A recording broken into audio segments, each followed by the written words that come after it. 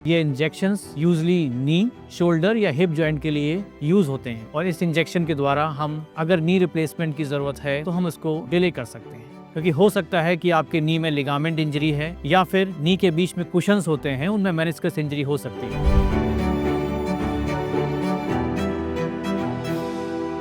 आज हम लोग बात करेंगे एक इम्पॉर्टेंट ट्रीटमेंट के बारे में, इंट्रा आर्टिकुलर इंजेक्शंस। तो ये एक सेफ और इफेक्टिव थेरेपी है जो जॉइंट पेन पेशेंट्स के लिए यूज की जाती है। तो सबसे पहले समझते हैं इंट्रा आर्टिकुलर इंजेक्शंस होता क्या है। इसमें एक स्पेशल मेडिसिन होती है जो डायरेक्टली जॉइंट के अंदर दी जाती है। ये इंजेक्शंस यूजली नी, शोल्डर या हिप जॉइंट के लिए यूज होते हैं। ये इंजेक्शंस का यूज क्या है, किस में होंगे? इस इंजेक्शंस का मेन पर्पस है पेन और स्वेलिंग को कम करना। ये आर्थराइटिस, स्पोर्ट्स इंजरीज और इन्फ्लेमेटरी जॉइंट कंडीशंस में बहुत हेल्पफुल होते हैं। जब मेडिसिन, फिजियोथेरेपी या नॉर्मल ट्रीटमेंट से रिलीफ नहीं मिलता तब ये ऑप्शंस चूज किए जाते हैं। इसके फायदे क्या हैं? ये डायरेक्टली जॉइंट पर काम करता है, इसका बॉडी पे कोई इफेक्ट नहीं है और पेशेंट्स के मूवमेंट को बढ़ाता है और सर्जरी की रिक्वायरमेंट को डिले करता है। क्या ये सेफ है? जी हाँ, अगर आप ट्रेंड स्पेशलिस्ट से लगवाते हैं तो ये प्रोसीजर बिल्कुल सेफ है। हर पेशेंट्स के लिए इसका अपना इंपॉर्टेंट रोल है। नॉर्मली ये अर्ली और मॉडरेट ऑस्टियोआर्थराइटिस में इसका अच्छा रोल है।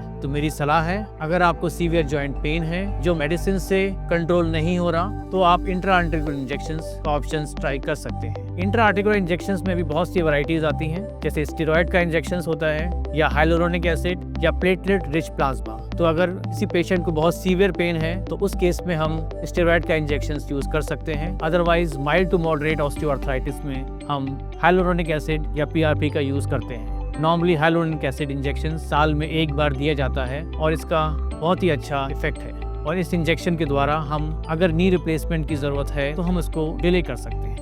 अगर कुछ वीक्स के ट्रीटमेंट के बाद भी आपके नी में पेन कंटिन्यू है तो हमें सबसे इम्पोर्टेंट देखना है कि नी में इंस्टेबिलिटी तो नहीं है, यानी चलने में ऐसा तो नहीं लग रहा है कि घुटना निकल जाएगा, या लॉकिंग तो नहीं है। अगर ऐसा कंडीशन हो रहा है तो आपको अपने नियरेस्ट हॉस्पिटल में जाके ऑर्थोपेडिक सर्जन से कंसल्ट करना चाहिए, क्योंकि हो सकता है कि आपके नी में लिगामेंट इंजरी है या फिर नी के बीच में कुशन्स होते हैं, उनमें मेनिस्कस इंजरी हो सकती है। तो ऐसी स्थिति में आपको एमआरआई करने की जरूरत है और अक्सर कुछ लिगामेंट्स अपने आप रिपेयर नहीं होते तो उनमें दूरबीन की सर्जरी होती है, जिसे हम कहते हैं आर्थ्रोस्कोपिक सर्जरी। तो 2 टाके की सर्जरी से भी हम उन लिगामेंट्स को या कुशन्स को रिपेयर कर सकते हैं। Are you worried about your health? Subscribe to the Felix Hospital channel for expert guidance and support. And if you are facing any health-related issues, book your consultation with Felix Hospital today.